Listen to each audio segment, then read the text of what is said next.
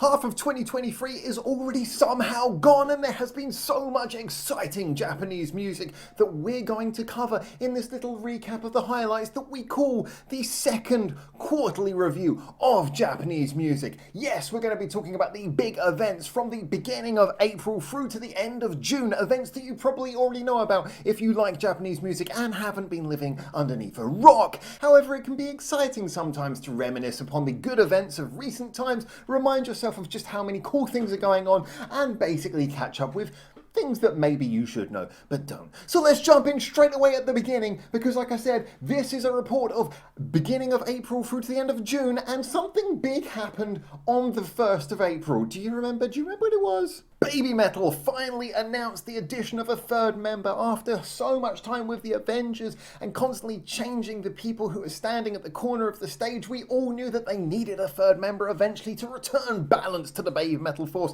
and Metal is the one to do that. I think most people can admit this is a really great thing. She's a fantastic character, she fits so well with the band, and of course her history ties her in with the other members as well. But wow, it is just so good to have this finally confirmed, and it means that when the next album comes out, we can finally go back to having a three-piece lineup. Anyway, Momo has joined. I think it's good, and I can't wait to see what they do with this musically. Hopefully this is going to lead to some really cool creative choices. And talking of cool creative choices, Gatric Spin, quite possibly one of the most creative, visually interesting, and frankly a bit mad bands ever to come out of Japan, returned with the song Kachi Kachiyama, and they did a fantastic idea showing how free they wanted to be with social media by basically saying, hey, online reactors, do a reaction video. Even people like me who usually do reviews, I managed to put out a reaction video for this as well. It was fantastic to see them connecting so well with the community, and it was probably the best Gatric Spin song I've ever heard.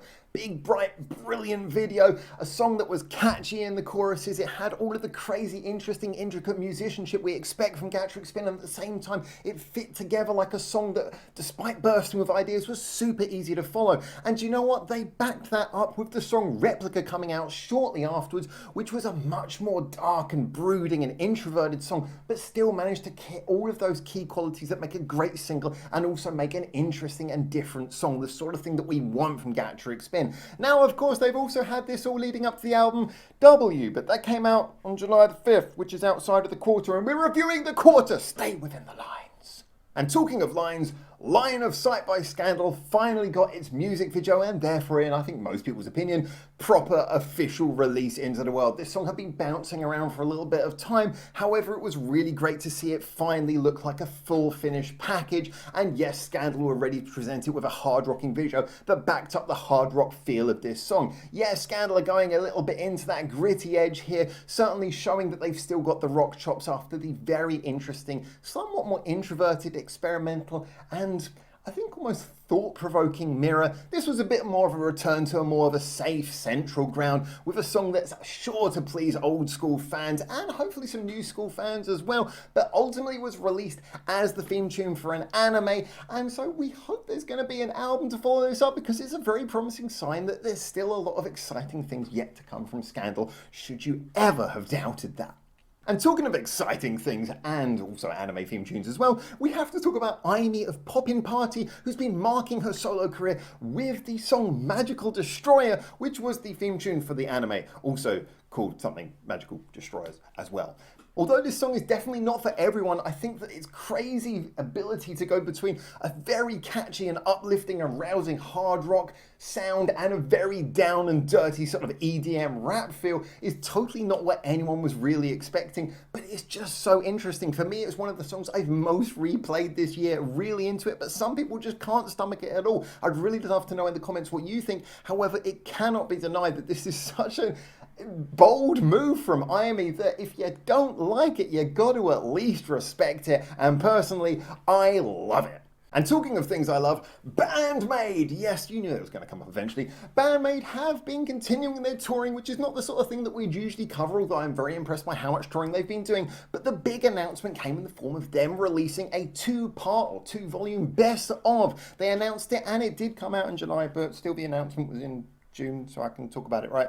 They announced a two-part, and it was a really interesting one, clearly more focused at some of the new fans they've been picking up on these US tours and such like. Volume 1 is definitely a good list of the most radio-friendly BAND-MAID songs. Not light, certainly with a lot of rocking songs, but they're definitely the sort of songs that you could play to a friend who isn't a fan yet, but you want to slowly coax into fandom. This is definitely the CD to give to them, and Volume 2 seems to be more of a trip through some of the big fan favourites, the songs that themselves might not have been released individually, but definitely always get a rousing cry from fans who hear them either on the live shows or just on your radio as you're driving in your car. As they continue to tour to celebrate their 10th anniversary, I think this is a wonderful way of both showing that they can look back and love the 10 years that they've had so far, but also really embrace new fans who'll carry them through into the future along with their old and existing fans as well. It's a great way of summing up their previous catalogue of songs and albums and mini albums and singles and non-album releases into one or two fantastic volumes. I just think this is a great thing that BAND-MAID have done. Yes, it might not exactly be what some die-hard fans want, but you know you're going to be buying the original material when it comes out anyway. I think this is great. Fantastic stuff. And talking of fantastic stuff, Asaka from Trident must have had a very busy quarter, not only bringing out the fantastic repaint single with the band Trident, which brings back a group who've just been sort of riding off this massive wave of success with their last few singles and really cements that they're going to carry on that quality and hopefully continue the rise up into further stardom and success. But she's also been part of this fantastic project between Epiphone and Gibson, where she's got together with Kaho from Folia, another fantastic upcoming band, as well as two people on bass and drums who might not be so famous but are fantastic musicians, one a YouTuber and both apparently having done mocap work for the animation in Bocce the Rock, and they basically created this supergroup who've done two songs now, a Bocce the Rock cover, unsurprisingly, and also a cover of a song from K-On!, a series that I haven't watched yet but I'm excited to see from my other channel, Lyric Learner. These first take-esque music videos were very much kind of as an advert for Epiphone and Gibson, and yet what we still got was a really fantastic demonstration of two popular and really good songs being delivered by just one of the most impressively well thought out and high quality combinations of artists that you could get if you scoured through and thought, you know, who would just make a really cool supergroup without going for big A-list celebrities?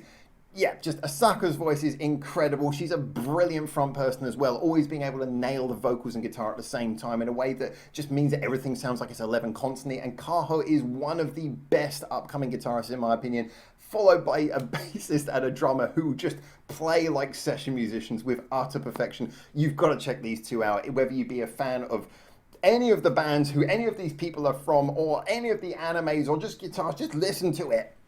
But while we're talking about band members, we have to mention about the currently still on the rise Hanabie, who've been doing a fantastic job announcing tours, gigging lots, gigging with other bands we really love, like the sorts of Nemophila. But unfortunately, one sad bit of news was the fact that they lost their drummer Saya, who there wasn't a huge amount of detail on why it happened. However, for whatever reason, she was gone and replaced, but the new lineup has picked up with just no delay, kept on touring. It has been really fantastic to see how well Hanabie have been doing, and they've marked this by coming back with a new single as well, which seems to have really been a fan favourite, I've got to be honest. I continue to tip Hanabie as being one of the bands to watch. I've got to be honest, they're just so impressive with their songwriting, they seem to be so alive with personality, and they're really capturing the imaginations of so many people in the general Japanese music community audience, just people who like interesting music. Hanabie seem to be there to grab them with something cool, and I'm really looking forward to seeing what comes next for them as they continue to be on this upwards trajectory.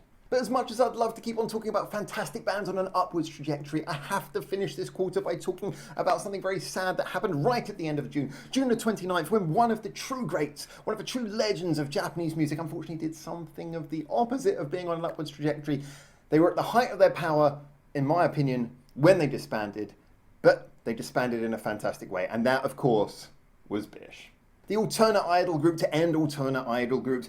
They had many come before them, they'll have many come after them, but I really think they always embodied what alternative idol should have been. There was personality to it. They managed to do things that were really crazy, out there and unexpected and somewhat controversial at times, but still managed to know how to put in songs that could land high in the charts. They had personalities that made them unique and quirky, but at the same time felt like real and approachable people who you could imagine being a genuinely good laugh. They were just something quite unique and special. usual. I would be very surprised if Whack manages ever to catch this lightning in a bottle twice. However, they did give them a good farewell in the fact that they had a whole year of releasing a song every month for 12 months. Then they had that whole build-up where unfortunately it got a little bit confusing how they had like about 5 last songs. However, they did get that final big show in Tokyo Dome on the 29th of June, and I must admit that as sad as it is to see them go, at least they managed to leave on their terms, and it is great to see that all the various members have already started announcing things that they are looking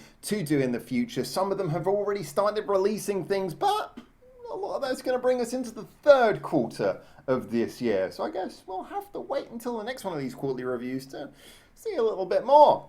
So there you go, it's been an amazing quarter, and you know what, only halfway through the year, there's been so much to talk about in 2023. I can't imagine what's going to happen in the last 2 quarters, in the last half of this year. I can't wait to round it all up in our end of year awards when we get to the end of 2023. It's been a fantastic year for this channel, it's been a fantastic year for Japanese music, and I hope it's been a fantastic year for you so far, but we're only halfway through. There is so much more to talk about in the future. I'm sure you're already saying to yourself, Howard, there's plenty of things that happened in this quarter that you haven't talked about, and I am sorry, I have to set the bar somewhere, or I can just talk about everything this video would never end. But I did put out a question on our Discord and said, hey guys, tell me if there's anything I might have forgotten happened in this quarter. So I did my due diligence. And here we are at the end. So thank you so much for joining me for this. It was a little bit later than I expected to put this out because we're already halfway through July. And yet there will be another quarterly report, a quarterly review coming up at the end of the third quarter. So please join me for that. Join me for more videos, like, subscribe, all that other stuff until I hopefully see you in Japan for the next one of these. For now, ciao, ciao.